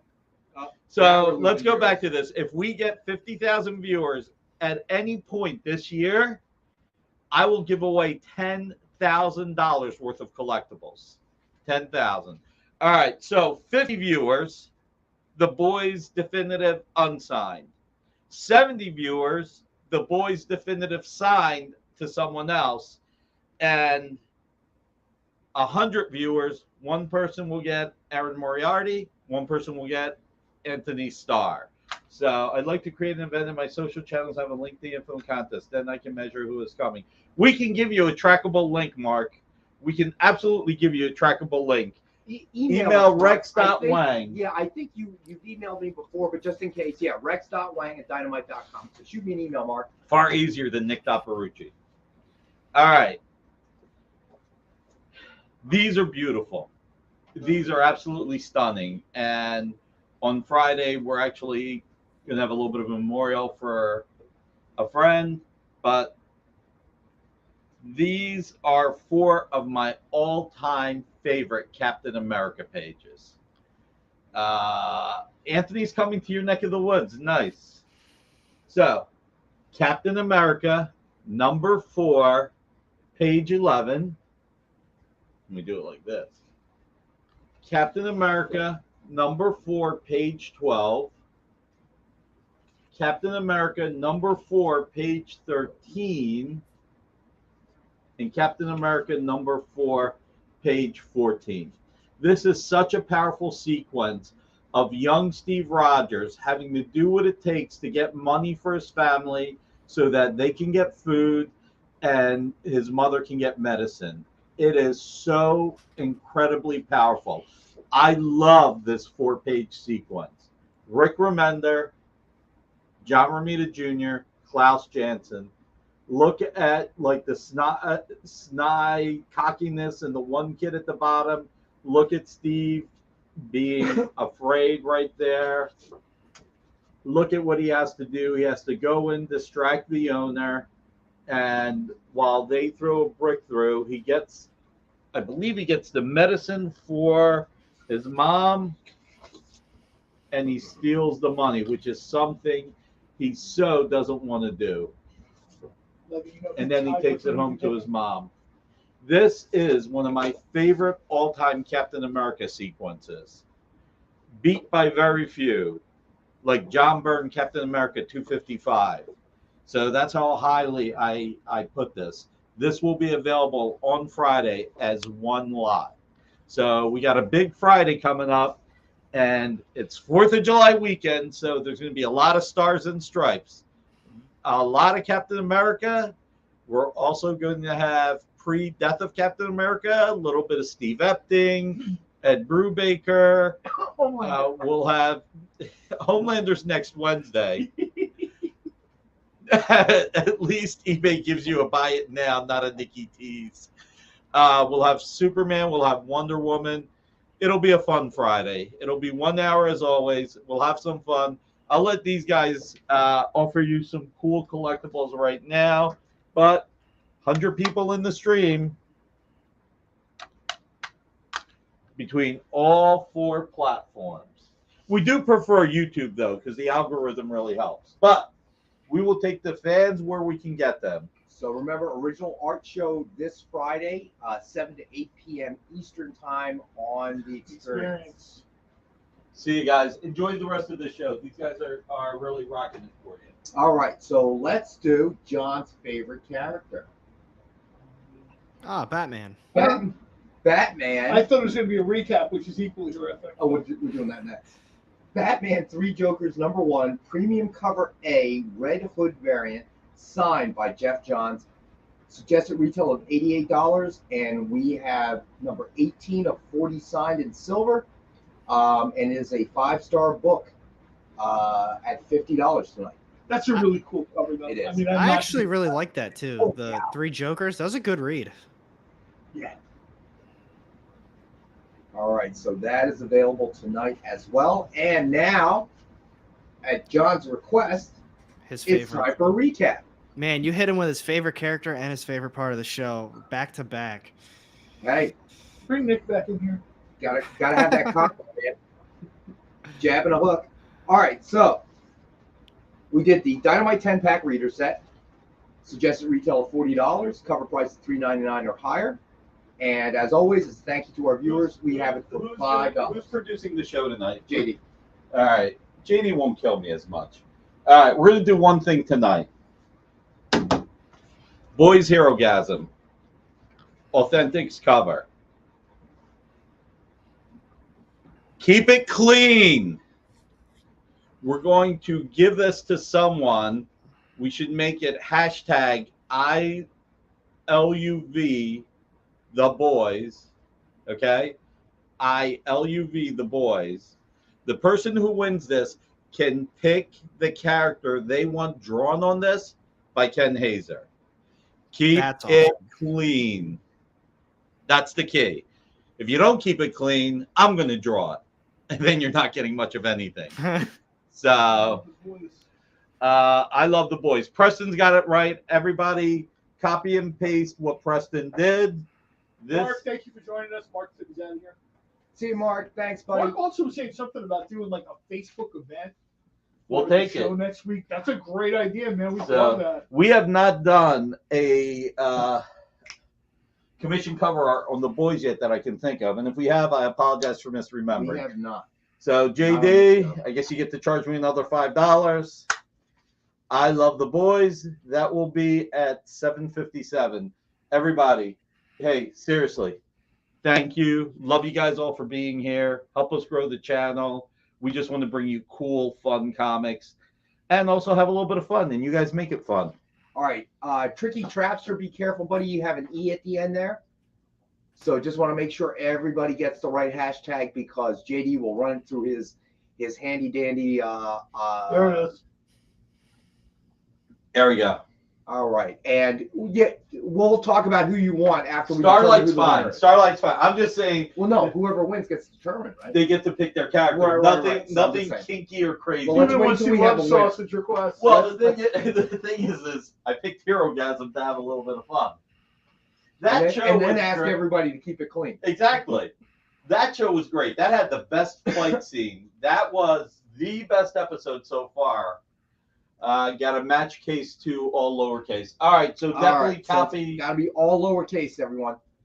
Man, these contests are so complicated. I know. Thank God I just go into the supply Just get a room and big get what I wheel. need. Just get a Yeah, big wheel. That episode was awesome, though. That is what I've been waiting for this season. I mean, the whole season's been good, but that is what I've been waiting for. I've been waiting for Homelander. He's got all this just pent up anger, and you just see him just getting crazier and crazier every episode. I've been just waiting for him to break. I haven't enjoyed The Boys that much since the imaginary sequence where he disintegrates everybody in the press conference. Oh my God. That still remains my favorite scene in The Boys, where that's too cool. All right, let's do another Dynamite book. Let's do another Virgin cover. We've got Red Sonja number 10, Virgin cover by Joseph Michael Linsner. Suggested retail of $50, and we have one available for $40.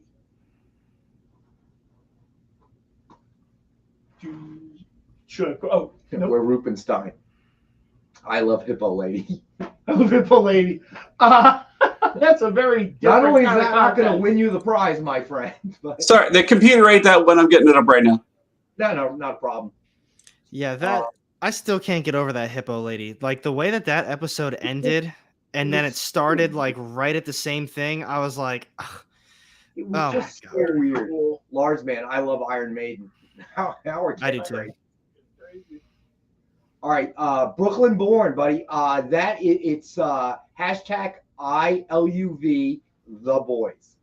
All right, so just want to make sure because that's how we run the contest itself. So it's got to all be lowercase and it's got to match exactly letter for letter.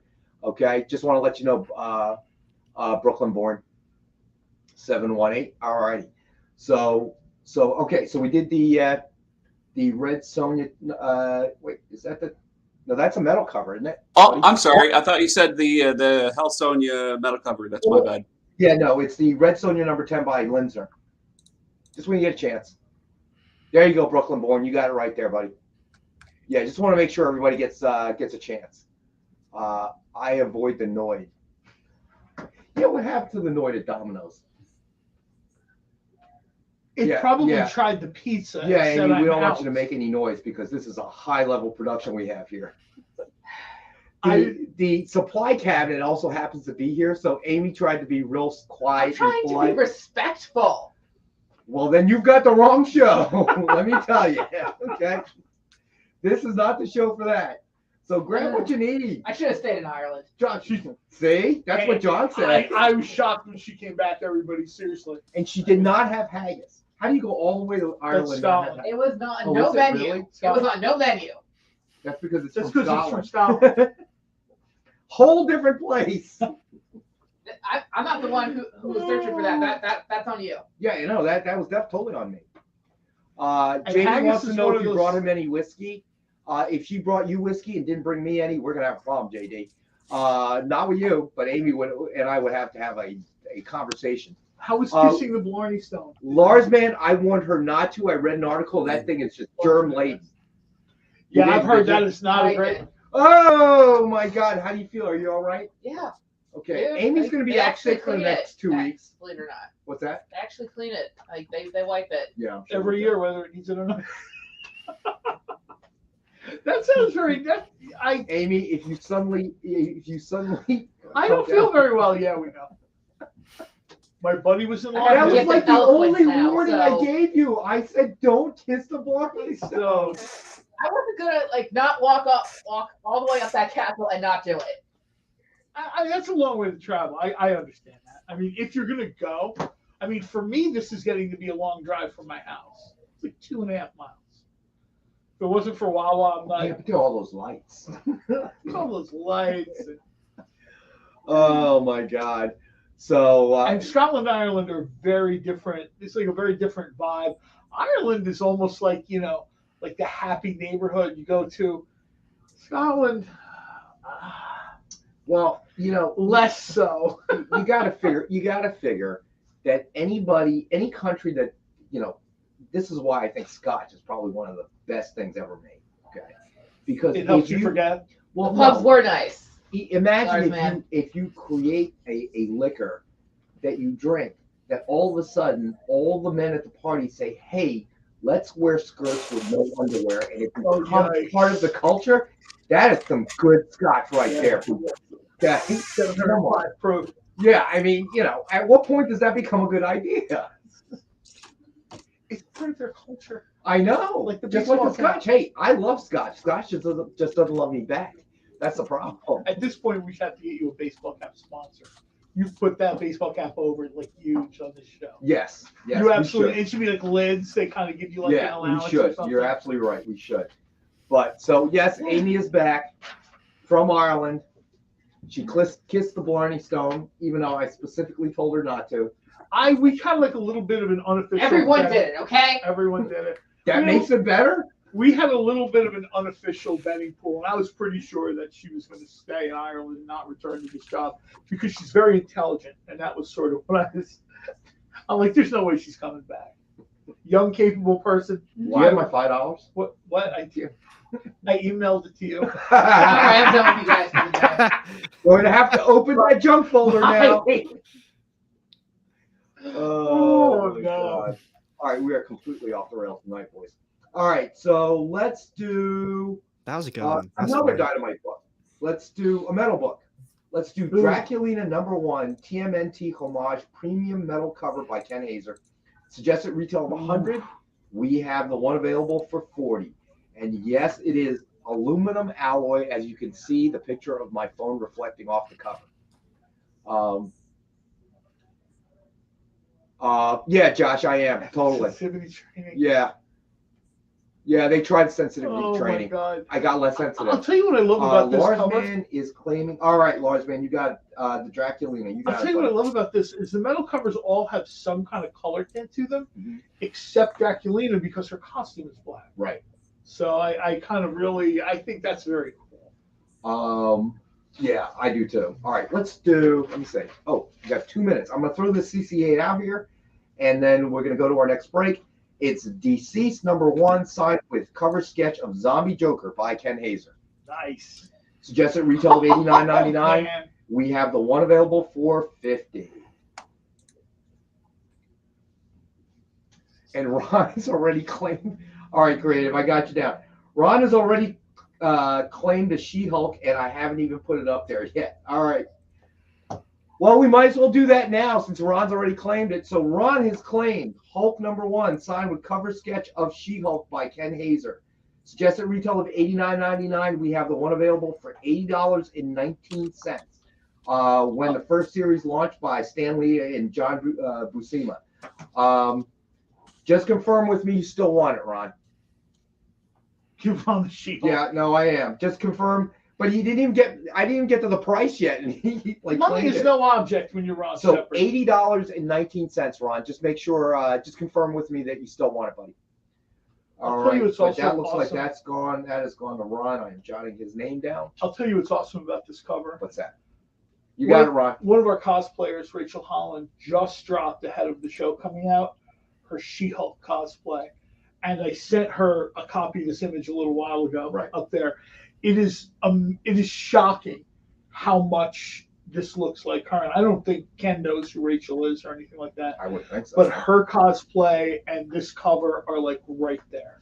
So, Josh Went says Draculino was great this week. Never thought I'd be into that book about a sexy interdimensional vampire caring the most about a jerky little ocean girl.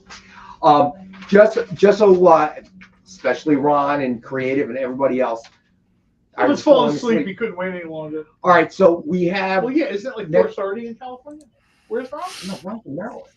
Oh, I thought Ron was in California. I was going to be like, yeah, I get sleep.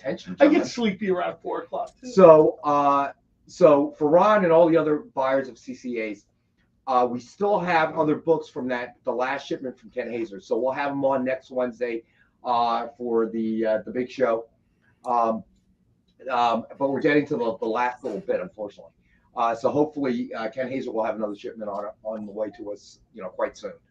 Ron, the price was $80.19. All right, don't worry, I'll send you an invoice, buddy. All right, so let's see. Should we do another metal cover? Do we just go to break? Oh yeah, we got to go to break. My bad. So we're going to go to our last and final break. Stay with us when we come back. And we'll do the metal cover when we come back. We'll be back in a couple minutes.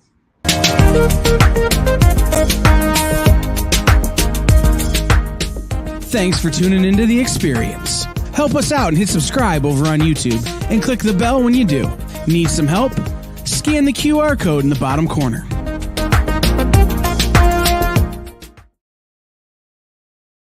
Comic Collectables is here for you every Wednesday with AR Comics for two very important reasons. To sell you rare, one-of-a-kind comics that you'll love, and to confuse AR with old man talk. You see, Rex and John are, how should I put this, ancient as the roots of the mountains. So every week, Rex and John fill in AR in yet another area of pop culture that he missed because he's too young, just didn't have the time, or just really doesn't care about. It's a real public service they provide. Come buy some super rare and unique comics, while old men explain long-dead sci-fi shows to a younger man making that confused puppy face. Every Wednesday from 6 to 8 Eastern with Rex, John, and AR Comics. Comic Collectables on The Experience. Comic culture and sales.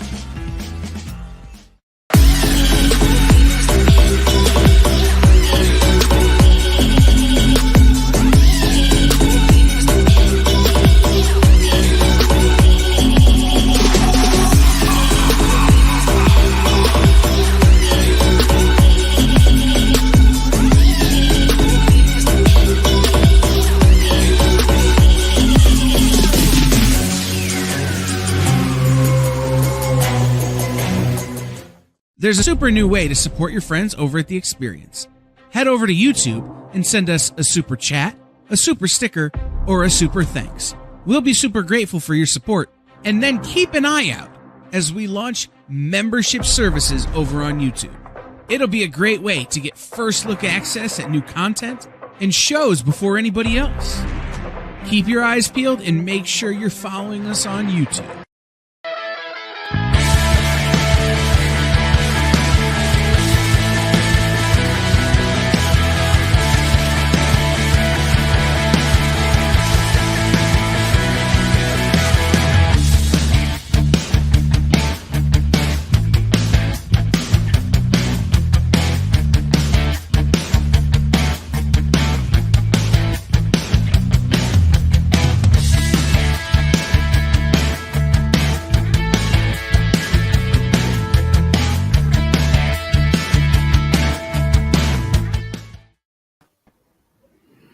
right, and we're back. Jack Kirby and Stan Lee. Hey, if you guys win the contest, you can certainly request that. All right, so I said we're going to do a metal cover, so we will. And this is the one that JD put up earlier. Hell Sonia #2, Virgin TMNT Homage Premium Metal Cover by Ken Hazer.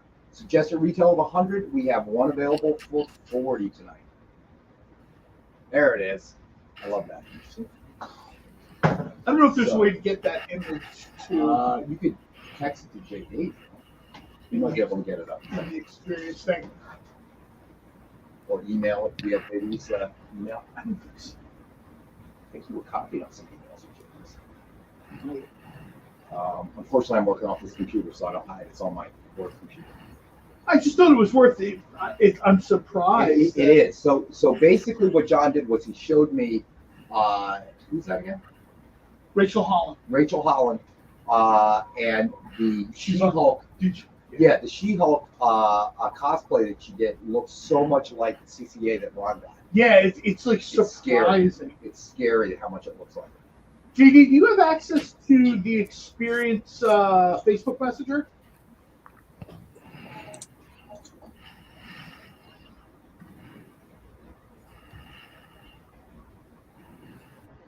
JD's like, why are you bothering? I was just going to ask him if he had access to it. I was going to send him the picture. But... All right, so while we're waiting for JD, let's talk about New Comic Book Day. Anything you guys like, dislike? We talked about it, and other people too were talking about everyone's clamoring for the boards. The hardcovers is not. Your friend Nick didn't publish it, picked it up with him. And we've had different problems with. I don't want to say problems, but different people are reporting that they can't get, the Vamp one shot. Right. Or they haven't gotten the right covers. Somebody wanted the John Royal cover. Well, beyond the issues, was there anything that you guys did get or did read today that you liked or disliked? Alex, go ahead, Alex. I'm going to be honest with you. I didn't really like a lot of the books I had this week.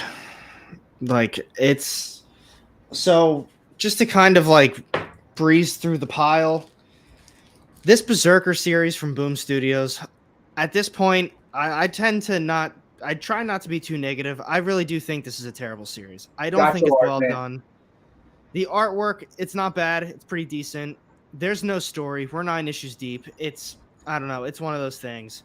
The Captain America Symbol of Truth, I grabbed that one. The first issue actually was pretty solid, I thought. But this one, it was all over the place. It's not really a spoiler because he's on the front cover. But out of nowhere, Deadpool's in it. And I don't know. The Obi-Wan one, I did pick up the second one. It's not bad. It was definitely a little boring. I like the idea of the series. So, not too bad. The Venom one is okay. Hit Me from AWA was cool.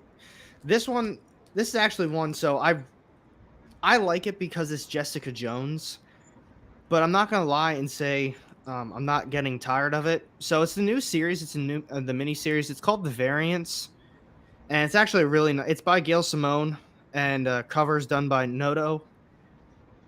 And I like Jessica Jones. It's a little bit slower. Her stuff's a tad bit more boring because she's just a detective, so there's usually a nice little build-up.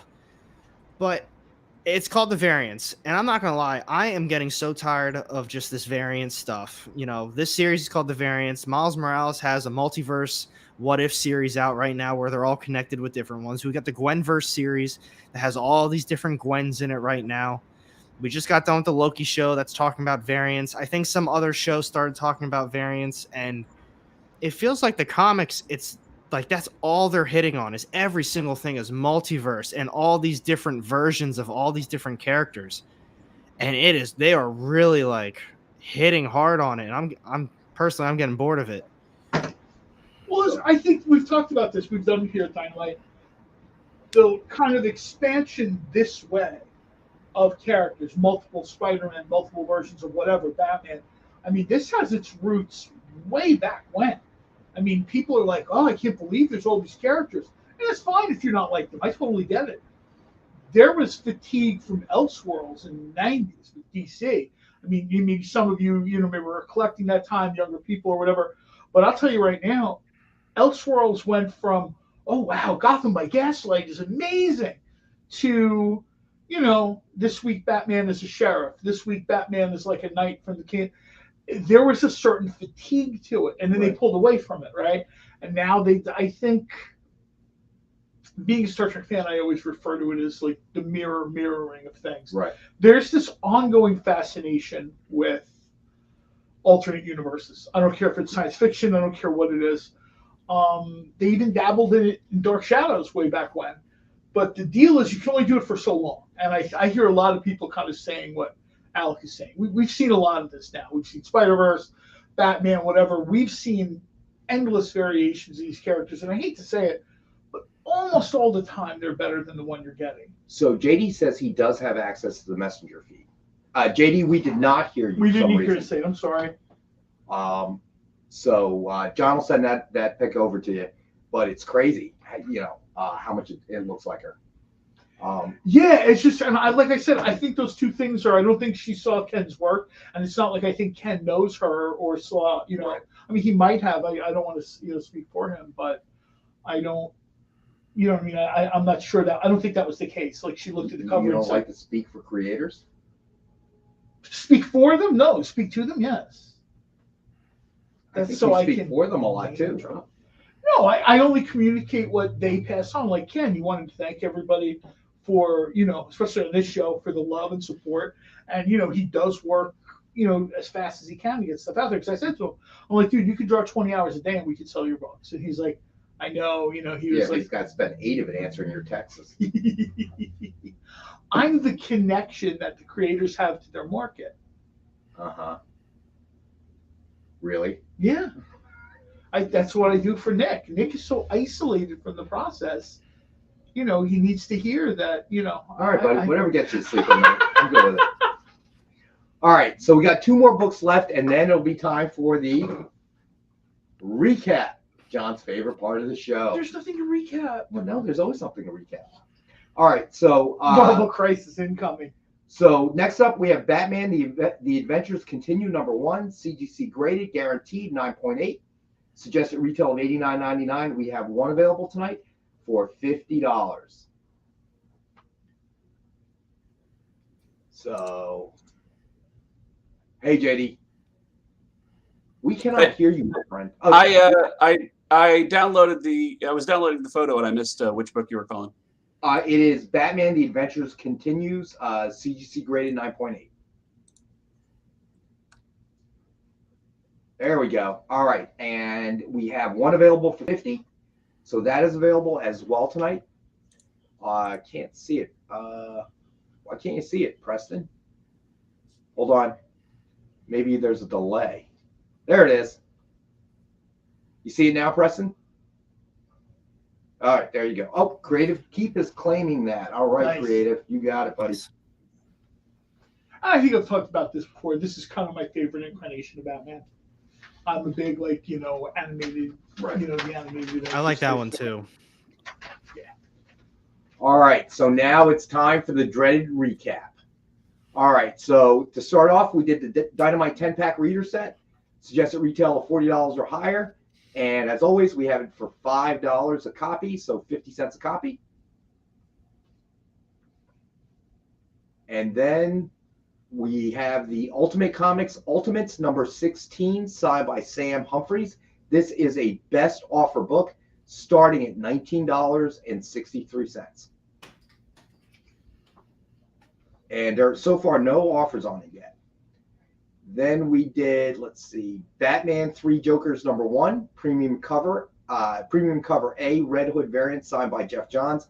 Suggested retail of $88, and we have one available, number 18 of 40, signed in silver at $50.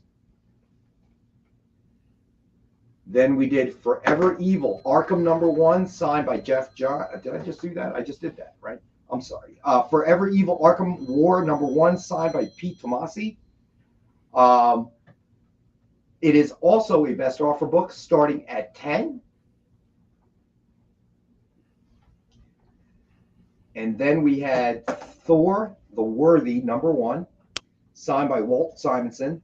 Suggested retail of $69.99. It is a 5-star book at $50. It is number 14 of 83, signed by the legendary Walt Simonson, and it is signed in silver. Lars man, for $10 on. All right, buddy, you got it, Lars man. Okay. All right. We did Thor. Okay, and then let's see, Deceased is claimed by Creative. All right, just going through what's been claimed. All right, then we had Betty Page and the Curse of the Banshee, Volume 5, Number 1, signed by Jay Lee. CGC graded 9.8. Also, the signature is authenticated by CGC. Suggested retail of $200. And Dwayne, it is the best offer book, and Dwayne's a Pain is in the lead at $50. All right, Creative Keep is at $15 for Forever. Got it. Hold on. Creative at $15. Gotcha, buddy. All right, and then let's see. Then we did Deadpool Bad Blood number 1, CGC graded 9.8. Suggested retail of $89.99. We have it as one of our 5-star at $50 books. And then we did Vampyverse Presents the Vamp number 1, Virgin Incentive, 20-to-1 ratio cover by Jimmy Broxton. Preston is in on Betty Page. Okay. Gotcha, Preston, at 55. All right. So then, let's see. Vampyverse Presents the Vamp number 1, Virgin Incentive, 20-to-1 cover by Jimmy Broxton. Suggested retail of $40. We have one for $50.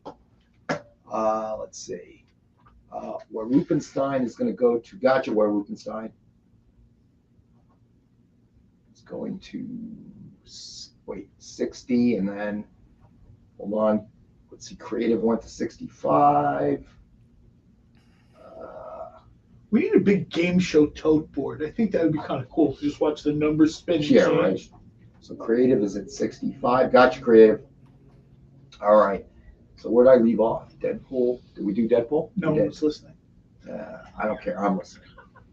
Then we had Red Sonja number 10, Virgin cover by Joseph Michael Linzer.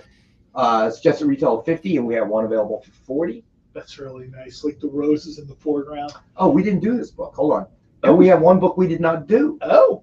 We have Draculina number 4, Virgin cover by Rose Besh. That is awesome. I think it might be. It looks like the Ultraviolet cover. It does. Suggested retail of $50. We have one available for $40. Wow, a UV cover for $40. That is really cool. That's very cool. All right, so let me keep track here. So Creative is leading on Betty. Okay, got it. I think I got it. Maybe I don't got it, but I'm pretty sure I got it. Yes, no. Yes, no, maybe. All right, so that brings us up to speed, I think. And all right, so Preston is going to claim the Draculina. Yeah, that's a great price for that's very cool, man. I like that. Gotcha, buddy. So that one is gone. All right. Very good. Okay. Yeah, so, that is a good claim, Preston. And to remind anybody that may have joined us late, JD, if you don't mind throwing up the hashtag, I love the boys. After the best offers close, then we're going to go ahead and do the giveaway. And that is HeroGasm Blank Variant. You have Wayne to Pain is 70 on. Nope, I did not have that. Thank you for pointing it out, sir. And before you do the contest, if you can throw up that cosplay picture real quick. Gotcha, Dwayne. You are in the lead at 70. Yeah, on I mean, if you look at that and you look at the, that's really close. That is close. I think that's pretty, yeah. Especially in the face. They did a very cool job there. Usually She-Hulk does not have those. The only difference is that her face isn't the same shade of green as the hair. Whereas I think a lot of this stuff is done with both practical and digital effects. Like today's cosplayers are more than just, like a wig or whatever. Right. A lot of them, Gracie, the cosplayer, was explaining this, that she has a photographer, then she has like a digital guy who kind of does that stuff before they get like the final render. It's like a whole thing. I mean, I remember, every fat guy that went to a con as a Klingon when they were a kid, right? Right. No, there's a lot that goes into this. Dwayne's Pain says, "Man, I got Gremlin 2 vibes from that hair being green." All right, so everybody remember with the contest, so you will get the blank variant of Herogasm, but you get to pick what you want on that cover, drawn by Ken Hayes. So whoever wins, I will give you my email. Email me, or you can put it in the submission form as well. Who you want on that cover, drawn by Ken Hazer. All right. We got you, Triple B. I'll tell you what I'd do if I won that. I would ask Ken to do the scene where it's two Homelanders in the mirror. You know what I know? From the latest episode? Yeah. Yeah, I think that would be cool. Like the superior Homelander's the one in the mirror. You know what I know? You have no shot at winning this. Of winning this? No. Of getting Ken to do that sketch? I've got a pretty good shot, actually. Maybe. But he's a little backed up, I hear. Somebody told me that. Not nearly fast enough. Apparently, people wanted his number to call earlier. Here, I'll talk to him. All right. So I think we got, 8 minutes on the... Just enough time to calculate the odds on Creative keep getting an issue 2 or 3 for Panther in his 10-pack. Creative, I'll see what I can do, buddy. All right, so you're looking for 2 Panther.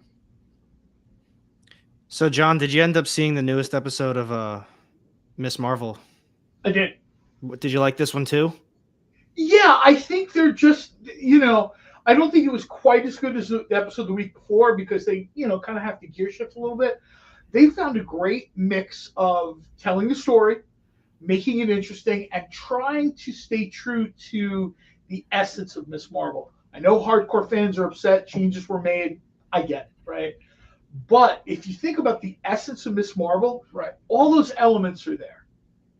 You know what I mean? They're trying to sort of tell the story of the character. I mean, let's be honest. Miss Marvel was created with an agenda. And I don't mean that in a negative way, but they were like, we want to create a character for this segment of the comic book reading audience, right? We want to sort of, I can't remember her name now, but the editor at Marvel that greenlit the project.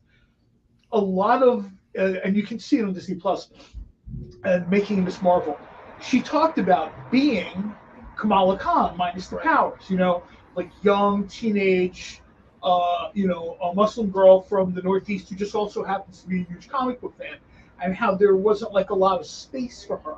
So she wanted the Miss Marvel story told, to kind of, like pay it forward to like that next generation of teenagers. She's probably 30 now. Yes, thank you, Josh. I couldn't remember her name. So when they were kind of putting it together, I guess G. Willow Wilson and the different creators, they relied a lot on her sort of her experiences. Right. You know what I mean? And I think that given that, I think Miss Marvel has hit all the, yes, I understand. We'd love to see Young Avengers. Maybe we will, maybe we won't. Yes, people would like to see the Giant Fist. We kind of do. I was going to say we kind of did. Yeah, we kind of got the Giant Fist. All right, so Ed Weird is a first-timer welcome joining us here. So Ed Weird, I'll give you a quick recap. All right, so we have 2 types of claims. We have a buy it now claim. So we'll throw out a price, and you throw up in the chat that you want it. First person who claims it in the chat walks away with it. Then we have best offer at the end of the night, which is coming to a close in about 5 minutes. And we'll throw out a starting price, and whoever has the highest claim at $7.55 will be the winner. And our producer JD will throw up a 5 minute left and a end line when it ends. And I see, okay, you entered the contest, so that's great. The contest is a blank variant of Herogasm, and you can request what you want drawn on that cover by Ken Hazer. So I'm going to do a real quick recap. Who said they wanted Starlight? Somebody said they picked Starlight? Someone did earlier. Yeah, that was way early. I didn't remember who it was. Again. All right, so real quick, here are the books that are left. Best offer book, Ultimate Comics Ultimates, number 16, signed by Sam Humphries. It is a best offer book starting at $19.63. I like this cover. And it is number 23 of 50. I guess this is when Captain America becomes the president of so then the we did universe. Then we did Forever Evil Arkham War, number 1, signed by Peter Tomasi. A best offer book in Creative Keep is in the lead at $15. Then That we is such a cool all cover. right, I'm going to do the best offers first. Then we had Betty Page and the Curse of the Banshee, Volume 5, Number 1, signed by Jay Lee, CGC graded 9.8. And the autograph is also authenticated by CGC. It has a suggested retail of 200, and currently Dwayne Zapane is in the lead at 70. And Lars, man, is living the life. Forget your recap. He's got swordfish, shrimp, and screwball. Well, we got Ed here, who's new. So. Oh, I'm sorry, Ed. All right, so Ed, here are the other comics that we have available for the night. Batman, 3 Jokers, number 1, premium cover A, Red Hood variant, signed by Jeff Johns. Suggested retail of $88. We have one available for $50. It is number 18 of 40, signed in silver. Let's see, and then we had Deadpool, Bad Blood, number 1, CGC graded 9.8. Suggested retail of $59.99, and it's one of our 5-star books at $50. And then we have Vampyverse presents The Vamp number 1, Virgin Incentive, 20-to-1 ratio cover by Jimmy Broxton. Suggested retail of $50. We have one available for $40. And then we had Red Sonja number 10, Virgin cover by Joseph Michael Linsner. Suggested retail of $50, and we have one available for $40. All right, and Ed, basically, if you claim something, JD will, between now and the end of the show, he will throw up a link that is a submission form, very important. Tells us your mailing address, and of course, if your real name does not match up to your screen name. All right, so go ahead. I just received an off-camera request.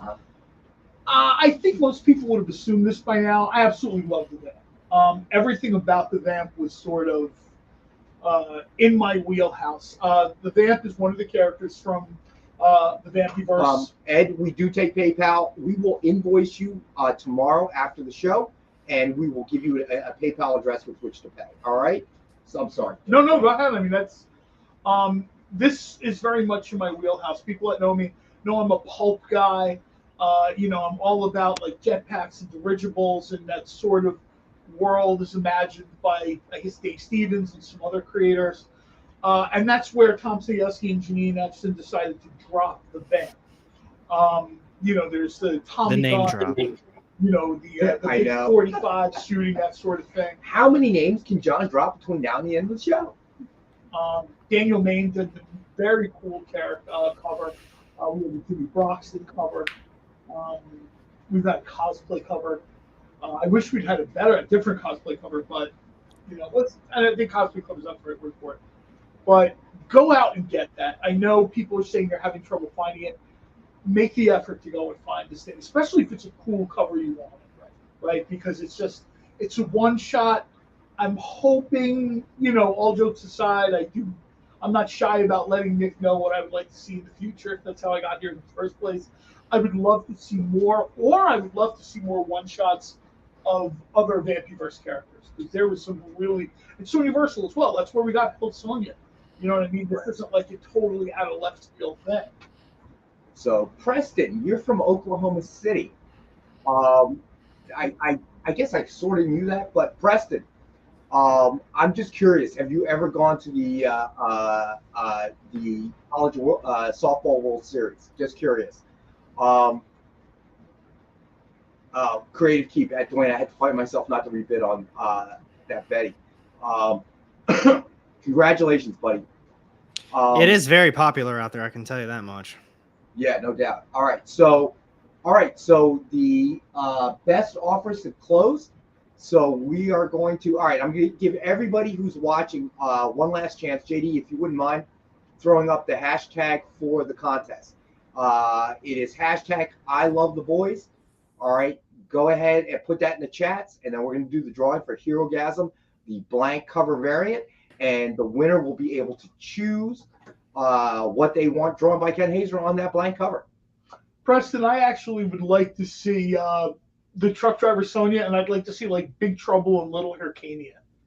That would make me super happy. Let's get Nick back in here.